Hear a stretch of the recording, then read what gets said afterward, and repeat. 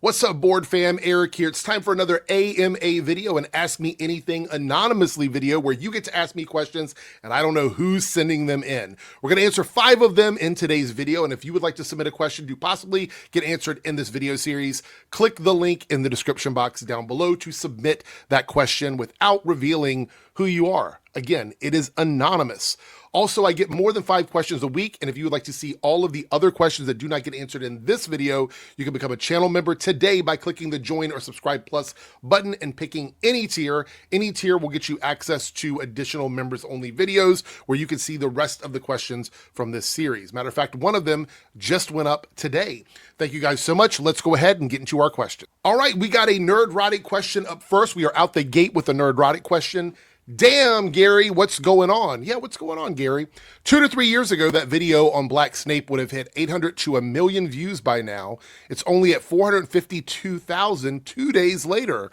Nerdrotic, aka Gary, last couple of vids haven't been hitting. LOL, interesting, none even at the 600 to 800K range. Okay, so this comment was left 2 days after that video went up, and it hit 452,000 views. So we're going to look at it today, where it's been up for probably at least a week by now.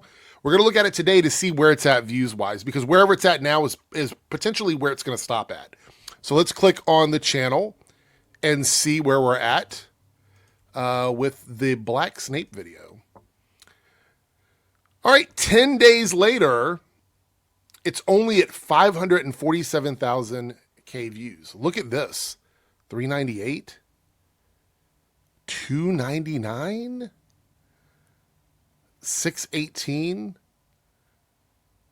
When was the last time he had a million viewed video?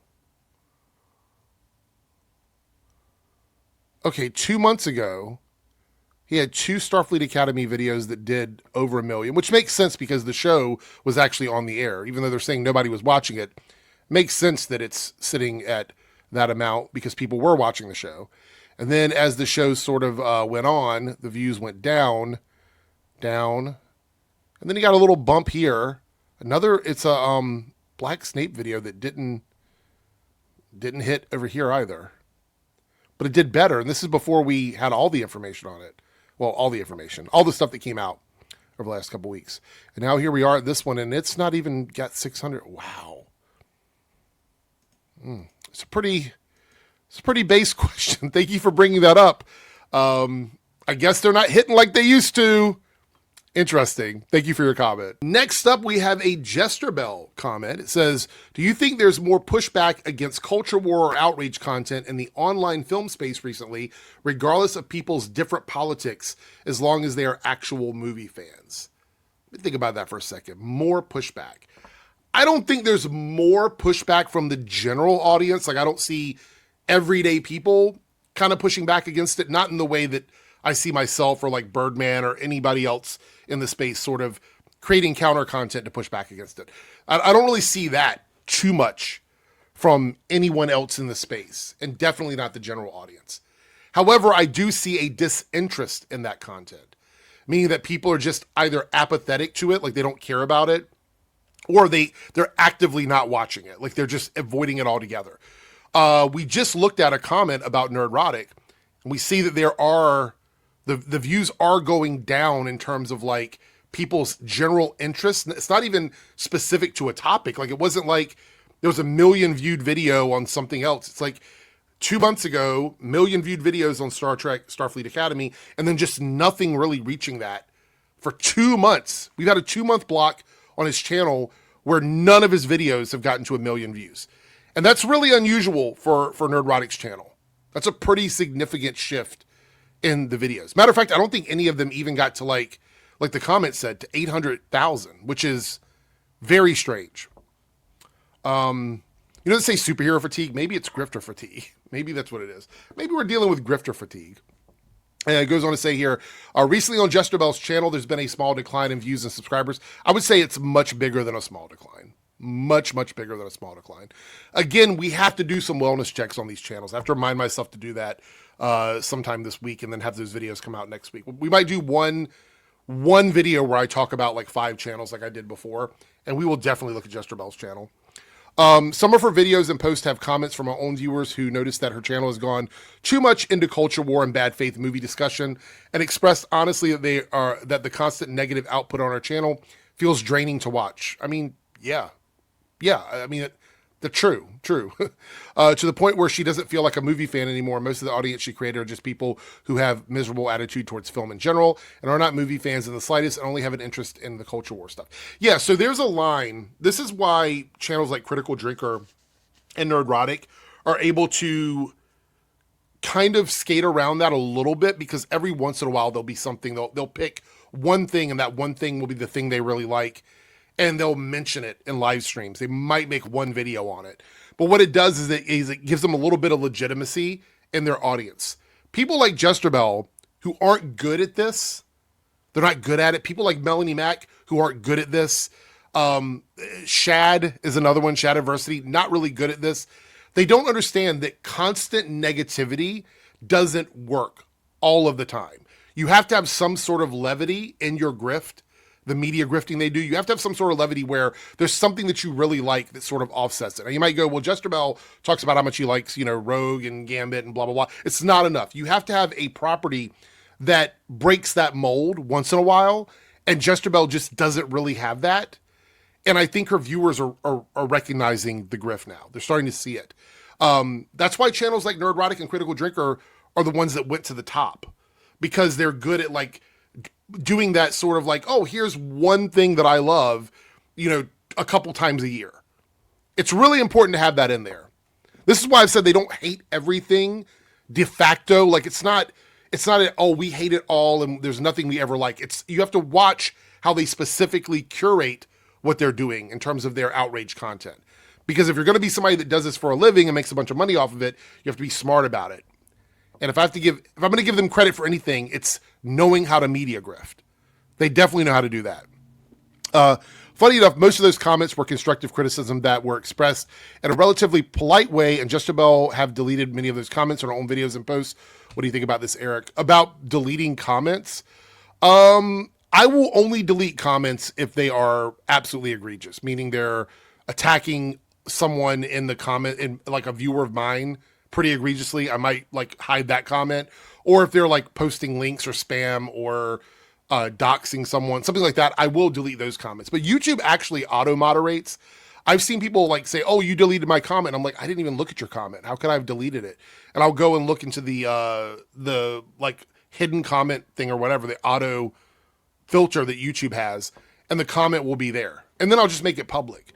Honestly, I don't care if people I like engagement. So if you want to come under my video and talk shit about me, feel free to do it.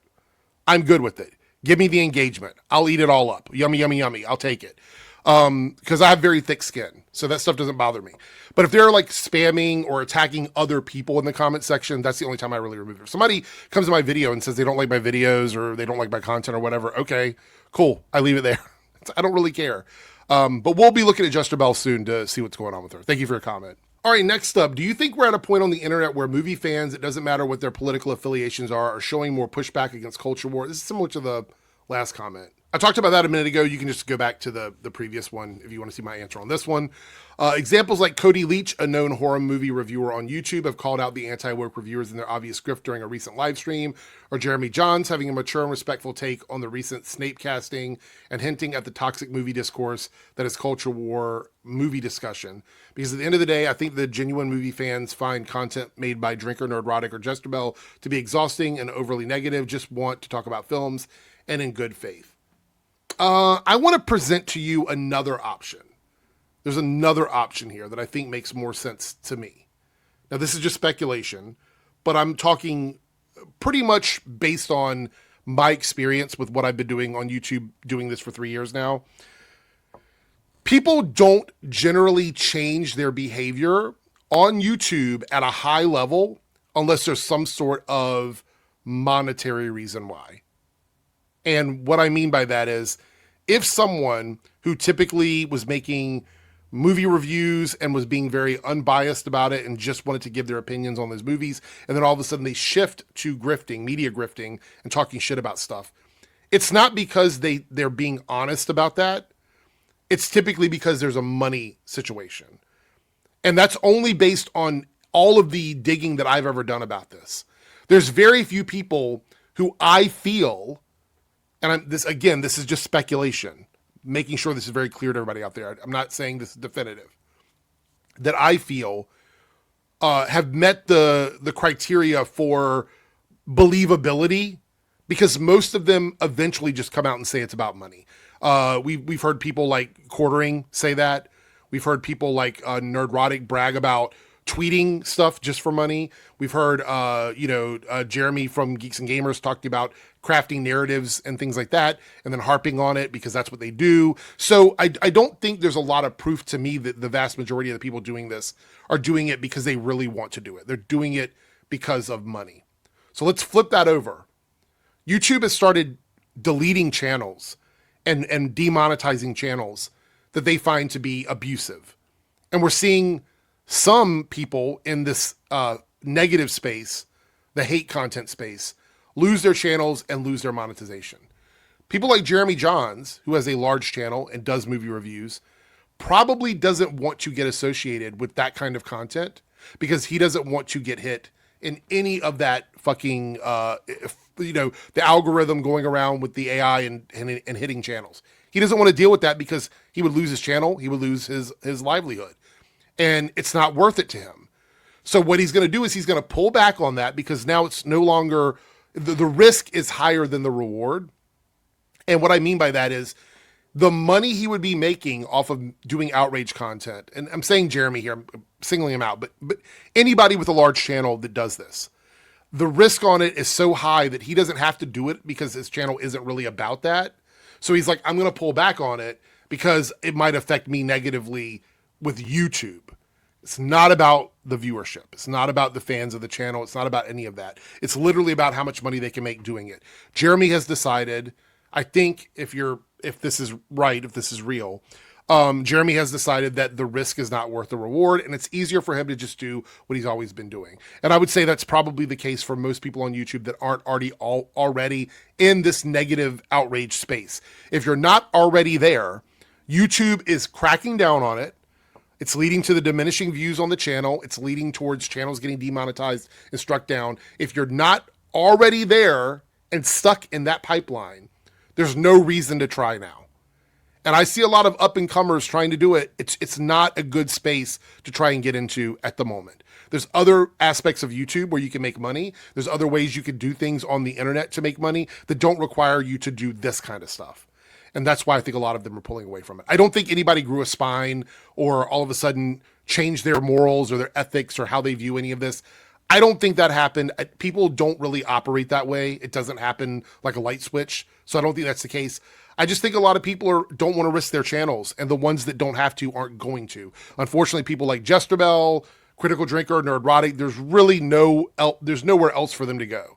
They would have to reset everything. And if they did that, they would lose the credibility they've spent like a decade building by being outrage grifters. So I think that they will go down with the ship. I think there's some channels that will just go down with the ship. And we're going to be seeing that very soon based on what I've seen online. All right, next up, a lot of anti-SJWs online are obsessed with female characters looking sexualized. Whenever progressives raise awareness of female characters being sexualized, anti-SJWs say you just hate sexy female characters. They act like having sexualized female characters automatically makes a video game good for some reason. Make that make sense. Thoughts? I've talked about this a little bit. I've talked about Stellar Blade and all the discourse around that, the Laura Croft stuff. I mean, I've talked about it bits and pieces, but this is just such I'm not saying that your statement is dumb. I just think the whole concept of wanting women to not only be attractive, but be more than that. I think desiring that in media doesn't mean you don't want attractive women. That's the argument doesn't even line up side by side. You know what I mean? It just doesn't make any sense. Obviously there are generally attractive or conventional attractiveness, things that the majority of people would find attractive. You have that does exist. What many people would classify as mainstream hot or sexy, which I also, side note on that, I think it's a little weird that these guys who complain about this hate the fact that everything that comes out of Hollywood, or they say they hate that everything that comes out of Hollywood is paint by numbers. And it's all just copy, paste, copy, paste, copy, paste. But when it comes to women, it's like there's only one blueprint for them for attractive women. I think that's a little weird. It's a little strange that their standards are just like everything out of Hollywood is the same and we want something different, new, and original. But women have to stay exactly the same the whole time. That's a little crazy to me. But also I want to point out that they would classify gay people, queer people, progressive people as being degenerates. Like if you were to ask them about drag queens or, sex workers or things like that, that would be degeneracy. But then also we're so prudish that we don't want sexy people, specifically sexy women, in movies or TV shows or video games. So there's also like, how do you square that circle? You know what I mean? How do you circle that square? However that saying goes. How do you do that? How can we be the group of people who are trying to push sexuality on everything except when it comes to attractive women? And then we are the most prudish Handmaid's Tale, group you could possibly have. I don't know. It doesn't make a lot of sense to me. It's just a dumb argument. I don't, like I've said multiple times, sex sells. I understand it. And you could put it in almost anything and it's going to probably do fairly well as long as it's packaged correctly. You know what I mean? So having a woman that is extremely conventionally attractive, mainstream attractive, who also has other traits that makes her a more than a one-dimensional object, I don't think that's asking too much. I think that's the bare minimum, right? I feel like it's the bare minimum for me. Maybe I'm wrong. I don't know. Those are my thoughts. All right. And we have Brie Larson didn't deserve the online harassment that she received by the fandom menace. I agree. I don't think she deserved it at all. I don't think she deserved any of it, to be honest. There is some criticism you could make about the movie or any of the movies that any of these people are in, but I don't think she deserved the backlash that she got. Geeks and Gamers made so many videos calling out Brie Larson. They weren't the only ones. They weren't the only ones. The Brie Larson grift was very popular between 2019 and like 2022. It took several years for that to finally fade away. They tried to redo it recently and it didn't really work. So I don't know if it's ever coming back or not. It didn't work with the Marvels. Let's see. I used to watch them many years ago during the anti-SJW years. I mean, are we out of the anti-SJW years? I feel like we're perpetually in that when it comes to these guys. They like the classics. I can't believe I used to watch Geeks and Gamers years ago. I can't believe you did either, but here we are. Now I realize just how insufferable he is. All Brie Larson wanted was more seats at the table, representation-wise. Yes, she could be a bit snarky at times. That doesn't make her an unlikable prick or anything. She seems like a very, very nice person in real life, and the anti-woke crowd hates her for literally nothing. What are your thoughts on Brie Larson? Okay, first of all, I don't think they actually hate her. That's the part that's the most baffling about all this. I don't think they really hate any of the people they complain about, any of the women they complain about. I think it's extremely performative. I think they're doing it because there was money involved. I talked about it earlier in this video. They're moving towards the money. If they can make money off of something, it doesn't matter what the collateral damage is, even if it's a person. And Brie Larson was the target, and any collateral damage that she got in results of her being targeted by these guys was okay with them as long as the checks cashed, as long as the clicks came through, as long as the super chats came through. They didn't care about any of that. They took someone who didn't do anything wrong and then villainized that person and then made money off of it. It is absolutely egregious. It's one of the reasons I do what I do on here.